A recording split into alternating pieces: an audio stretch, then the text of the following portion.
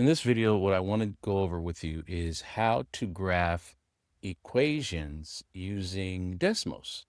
Using technology in the classroom, Desmos is a great tool. It allows you to put graphs in. It's like a graphing calculator. You can put this on the screen. You can play around with the equations a little bit to see how it changes your graph.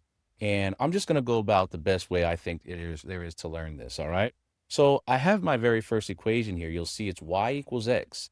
Now, y equals x is called what we call the parent graph for a linear equation. That's right. So this is a linear equation. Whenever I see this y equals, I know that this is going to form a line. The line that it forms is going to look just like this here in red. So I have it here in red, starts off at 0, 0. And if y is equal to x, so if y is 1, x is 1. If y is 2, x is 2. If y is -3, x is -3. Great thing about Desmos is I can go ahead and show the t-chart just by clicking on this little screw here, and it gives me the t-chart of just some basic 5 points that I can use and show exactly where I'm getting these points at and how it forms that line that I just mentioned and that we're looking at. Okay, so what I like to do next is just ask a question, and the question is real simple. What would happen to this y equals x if I put a +5 at the end?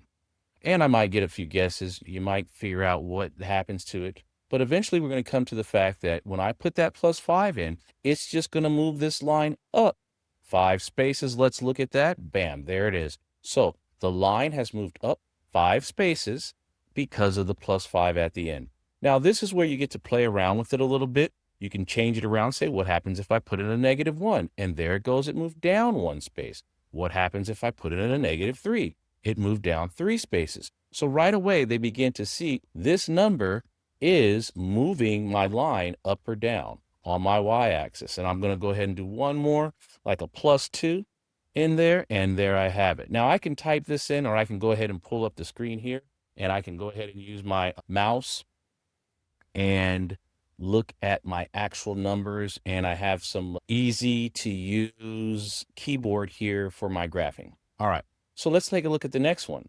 Now the next one I have is a different number. This number I have is a number in front of the x, and we're going to talk about that. Now that's what we call in math our wonderful slope. I like to call it the rate of change right away, because when I say rate of change, we get to understand how we use it in math, right? It isn't just a line that goes up or down or has a certain incline. It actually represents certain relationships between numbers and scenarios, and we like to call it a rate of change. This rate is for every time I go up 1, I go over 3. So this is my rise over run, 1 over 3, and I can see there's no number here. So it goes back to starting at 0. I'm going to remove these just to make it real clear. It starts off at 0, 0 here, and this time if I go up 1, it goes over 3 spaces. So 3, 1 is the next point. And that's what I want to begin to get that. Now, again, I can play around with this number, up 1 over 4. So now it goes up 1 over 4 spaces. I can play around with the top number, 2, 4, or maybe even 3/4. So now it goes up 3, and then over 4 spaces. Right there is the next point, over 4, up 3. And now I'm beginning to get a better understanding of what this number is and how it affects my line. All right. Let's take a look at the next one. I have 2 numbers in here. Now I have a number in front and I have a -2. What we like to call this y-intercept is I also like to call it the starting point, because as you see from the equation here, if I have that equation and I want to graph it, I want to start somewhere. So I'll start off with the -2 right here. I'd put a point, and then I'd go up 1 over 2. Up 1 over 2, repeat, and then I get my line. I only need 2 points to draw a line, but I want to do this. And now for right now in the beginning, I just go up and over to the right. Okay, it makes it real simple. Up, over to the right, up, over to the right. You just want them to begin to actually try the graphing.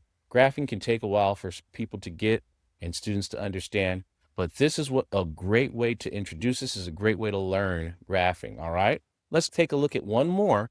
Here, I have y equals -3x plus 3. So I have my starting point. Where am I going to start at? That's right. I'm going to start at that +3. And then now this only has one number. So what do I do with that? If I have a whole number and I want to turn it to a fraction, I put it over 1.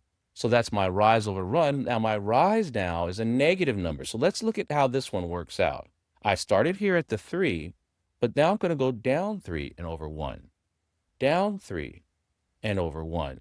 And I end up getting these points that are right around here, and those are always hard to line up, and it's not going to stick anyway. But you'll get the point. It's down 3 over 2. So this is a great way to introduce graphing. Again, you can play around with it, show it a lot in class. It's 2025 now. We use so much technology in the classroom.